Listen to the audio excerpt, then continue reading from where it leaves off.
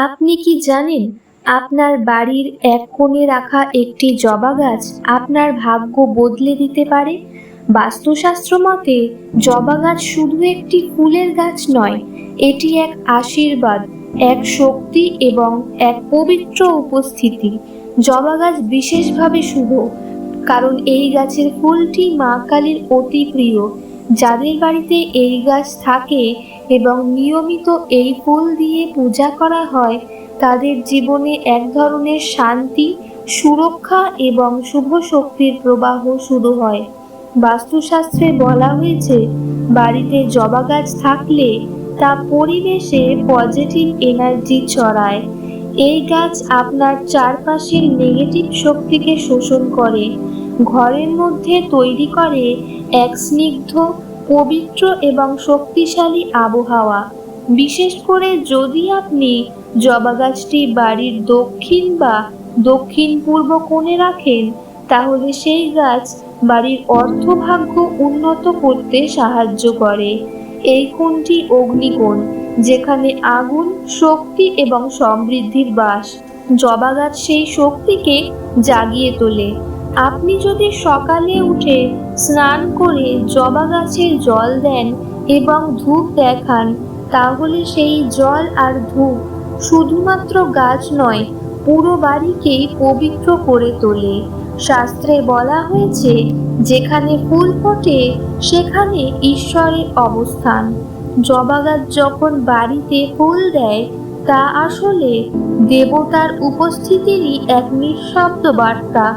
আর একটা গুরুত্বপূর্ণ দিক হলো, যদি আপনি নিয়মিত জবা ফুল দিয়ে মা কালীকে আরাধনা করেন, তাহলে জীবনের বাধা দূর হয়, শত্রুর পরাজয় হয় এবং আত্মবিশ্বাসে ভরিয়ে দেন মা।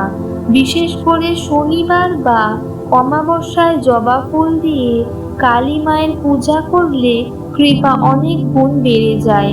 কিন্তু মনে রাখবেন, সবকিছুর একটা সঠিক নিয়ম থাকে। জবা গাছ লাগানোরও তাই কিছু বাস্তুর নিয়ম আছে। এটি কখনোই বাড়ির মূল দরজার একদম কাছে লাগানো উচিত নয়। এছাড়াও উত্তর পশ্চিম কোণে বা টয়লেটের পাশে এই গাছ লাগানো যাবে না, তাতে ফল উল্টো হতে পারে। আর একটা কথা, যদি আপনার জবা গাছ শুকিয়ে যায়, যদি তাতে আর ফুল না ফোটে, তবে সেটিকে বাড়িতে রাখা উচিত নয়, কারণ তখন সেই গাছের শুভ শক্তি কমে যায় এবং ঘরে স্থবিরতা আসতে পারে। জবা গাছ রাখলে কি কি করণীয় জানেন? প্রথমত, প্রতিদিন সকালে জল দিন, তবে অতিরিক্ত জল দেবেন না। দ্বিতীয়ত, শুকনো পাতা বা ঝরা ফুল গাছের গায়ে জমতে দেবেন না। জীবনে অনেক বড় বড় সমস্যার সমাধান লুকিয়ে থাকে ছোট ছোট জিনিসে। জবা গাছ তারই একটা উদাহরণ। সে চুপ করে দাঁড়িয়ে থাকে, কথা বলে না, তবুও তার ফুল দিয়ে সে মা কালীকে হাসায়, আপনাকে রক্ষা করে, আপনার ঘরকে শান্ত রাখে।